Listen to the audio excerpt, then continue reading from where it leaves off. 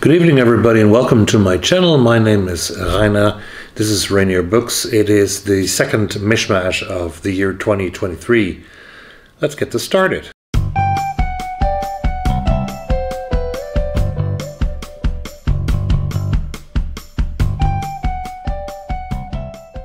It's a mishmash, as the title says, and I want to look back to my trip to London. I was in London, as you might have seen on the channel.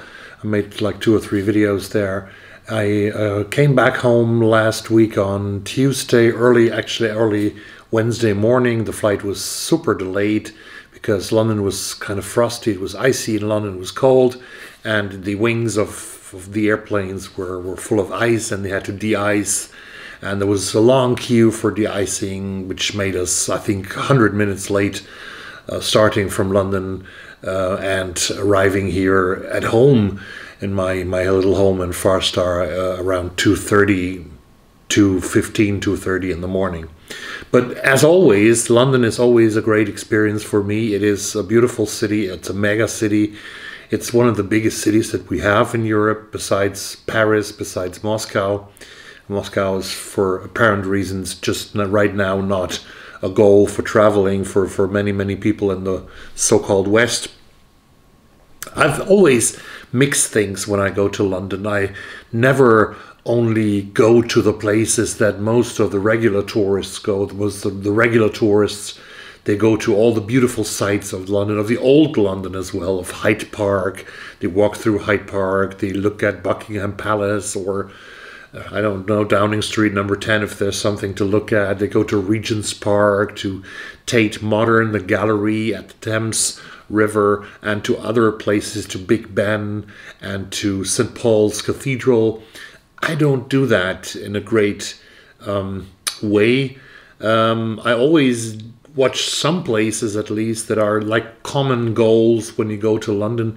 So I was, for example, in Borough Market, which is very close to London Bridge, and Borough Market is one of the oldest markets in the city of London.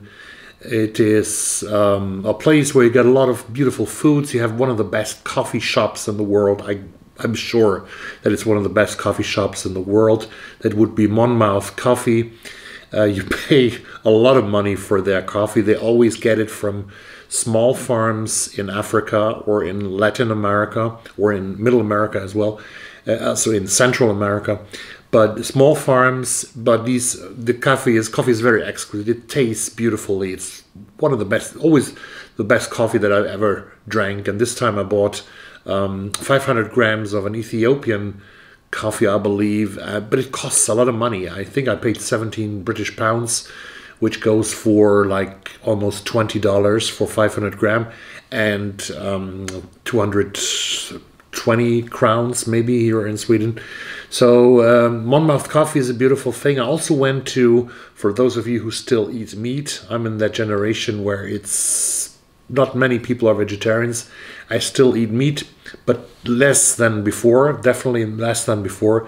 So I went to a place called, I think it's called Ginger Pig, almost opposite to Monmouth Coffee on Borough Market, and I had a British sausage roll. An English sausage roll was the best I ever had, actually, with a beautiful gingery taste to it. So Borough Market was one of my things that are maybe also the goals of regular London visitors. And of course I went to Foyle's bookshop at Charing Cross Road, nearest subway station being Tottenham Court Road. If you have never been to London, Foyle's is one of the big bookshops that you absolutely have to go. They have beautiful books. A lot of books are actually signed by the authors, and I bought Lawrence Sanders's short stories there.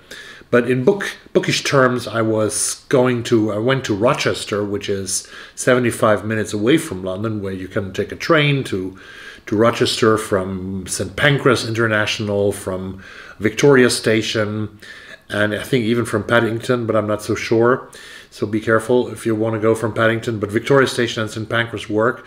And it takes about 60, 70 minutes to Rochester, which is a small historical town with a beautiful castle, with a beautiful church, with a beautiful cathedral, wonderful shops on the high street, very rural, almost rural England already. And there's the biggest bookshop in England, Baggins Bazaar, it's called. I made a small video about it. It's got thousands and if not tens of thousands of books. Not the perfect place to buy used fiction. I haven't found that. If you guys out there, if you people out there have used bookshops in the UK, preferably in London or close to London, where you can buy newish, we have this ish is working now everywhere, newish books that are like 2, 3, 4 years old only, to reasonable prices, and where they have a lot of them, please let me know in the comments down below, because I haven't found that bookshop yet. I like to go to a bookshop, to Bookmongers, which I like very much. It's in the suburb of Brixton. And Brixton, speaking about Brixton, I wasn't in Brixton this time when I visited London. Brixton is one of the what's what we call vibrant suburbs with a lot of population coming from, in this case, from Africa and from the Caribbeans. I went to Peckham actually, which is a second place. It has been called the Lagos, Nigerian capital, the Lagos of Europe, the Lagos outside Nigeria. There's a lot of Nigerian folks out there, and a lot of Caribbean folks out there in Peckham. But Peckham is also, I would say it's a poor suburb, and things are happening there from time to time. Speaking of knife violence, for example, but only at night, mostly at night, and I feel always very safe in London wherever I am. I don't walk the streets at night. That's what I don't do. I'm too old to do that probably. But I walk the streets from like 7, 8 in the morning to 10 in the evening, and I always feel very, very safe from Peckham to High Street, Kensington, or whatever. So that was really a nice way to Peckham that I had this time. It was my 3rd visit there.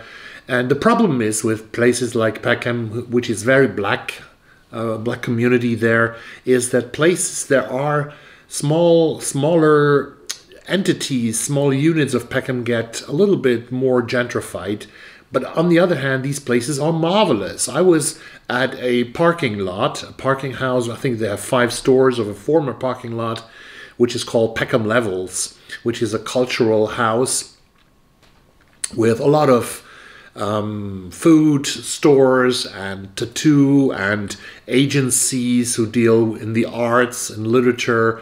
So this is a very beautiful place. They also have parties there, and it's a really alternative space for hipster people. But hipster people, as I said, the cup of coffee that I drank on level, I think 3, was beautiful. It was very tasty, but it cost £3.50 or something like that, which is like $5. And I think many people who actually live in Peckham could not afford to go there. So this is kind of problematic in a way. So this was one of my experiences in London where I stayed. I stayed this time in Hammersmith. There's a bed and breakfast called the Star Hotel, where I have stayed, I think now 5 times. I like the area very much. Hammersmith, the street is called Shepherd's Bush Road. I wouldn't say it's very quiet, because at night you always hear ambulances, you always hear police cars going there. Not always, but once per hour or so they go, and sometimes they wake you up and sometimes they don't when your sleep is deep enough. The only thing that I actually realized now about the Star Hotel is that the walls are like thin, and you can hear when your neighbors talk, you can hear when your neighbors snore, and you can hear, as I experienced this time, when your neighbors have sex, which doesn't bother me that much, but it's also not really the thing that I want to have in the middle of the night when I can't sleep and I have to listen to my neighbors. So I might go to some other place next time. But the Star Hotel is very clean, it's very safe, and it costs £80 per night for a single room, which is like $95 or euros. So I can really recommend it. I've stayed there 5 times at least since 2013. Other problem with London is that you always walk so much. Last time I was there in May last year, I really said to myself, no, I'm not gonna walk like crazy. I'm not gonna go to so many different places on one day, because not even the walking time, the walking distance on the subway stations and the underground stations. If you go, for example, at a place and you change from the Piccadilly line to the Northern line, or from the Northern line to the... You have to walk, stairs up, stairs down. Very seldom they have elevators. And this is the oldest subway, the oldest underground in the world. People, this year, London Underground is celebrating 160 years, which means that the first underground train in this city was running in 1863. Can you believe that, in 1863? John Wayne was riding on his horse across the Red River with Walter Brennan in 1863, and the Londoners were already going on their underground. So you make always like 10, 12, 14,000 steps, and your feet can really hurt and your legs can really hurt, and you are tired in the evening, but that's always the case. I went to Emirates, saw a football game in London between Chelsea and Arsenal. It was a beautiful game, women's football, 1-1. The game was not so good and high class, but the surroundings, the whole event was created in a great way by the people at Arsenal, and it was great to talk to two Swedish players in the mixed zone after the game. Had a very nice chat with Zecira Musovic, the goalkeeper of Chelsea, who is Swedish but with a background from Croatia and Bosnia and Herzegovina, and she's such a wonderful girl. Yeah, believe me. Back to Stockholm. Now, we had a horrible start of the year 2023. Not personally, luckily. Okay, everything is okay here in my family, but the city had a horrible start. We had bombings and shootings each and every day the last 2, almost 3 weeks of this year. Now it has been a little quieter during the weekend because police is sort of finally holding against it. But we had shootings, we had bombings, and very young boys, 13, 14, 15 years old mostly, they have automatic guns. They go to places, to apartments, and they shoot at the doors of people that are sort of marked by gangs. And they throw hand grenades into houses at the entrance of houses. Luckily, nobody has been injured through these shootings. We have 2 dead this year, 2 dead of shootings in 22 days, which is not so much. Actually, last year we had 63 dead people in Stockholm with shootings in the whole country of shootings.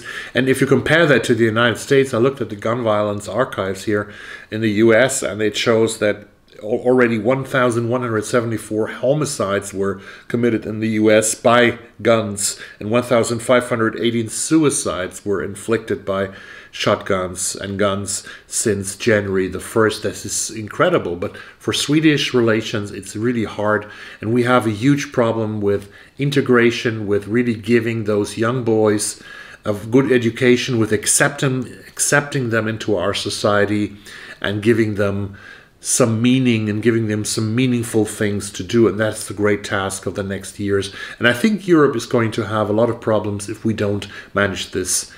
Not only in Sweden, but also in Germany. We had the same things there. New Year's Eve in a lot of cities was chaotic. So this is something that's going on in society. And I also want to read about this a little bit more to understand what's going on in our societies and how we can sort of stop the development to the negative.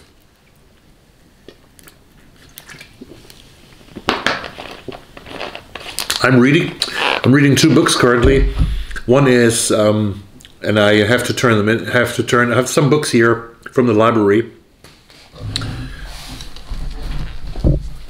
One of them is this one here, Novelist as a Vocation by Haruki Murakami. These are essays that Haruki Murakami has written in 2013, 14, 15 in Japan, and published, I think, in 2015. But now his English publisher has asked him wanted to publish these essays in English, and they are very refreshing, very beautiful, and very sort of talkative. Murakami speaks about being a novelist with questions like, are novelists broad-minded? He tells the story how he became a novelist. He writes about literary prizes and on originality. And on originality is the chapter that I'm currently reading. It's really the essay that I'm currently reading. It's really beautiful, and it has classics that you should read, or that I think Katie Books Kieran has made the first video, maybe because everybody's relating to him now in the videos that are called like 10 classics you should read of the 20th century. And read Murakami's essay on originality, and then you can also sort of get some criteria maybe for finding these 10 books that I'm also going to make a video about that very soon. The other book that I'm currently reading is Leigh Newman's collection of short stories, Nobody Gets Out Alive. I bought that book last year from the Booker long list. These are, I think, 8 or 9 short stories from Alaska, about women in Alaska, about recurring women in Alaska. There's one character called Katrina, another one called Janice. These girls or women are coming back, and I think this is a trend in writing short stories and publishing short stories, that you have like the same character a lot of times, and it's coming back to you, not in chronological order, but sometimes she's a girl, sometimes she's a woman, sometimes she's a child, and I have the same sort of order or non-order in Morgan Talty's book Night of the Living Res, and I also found the same structure in a Canadian collection called Fried Plantain a couple of 2 or 3 years ago.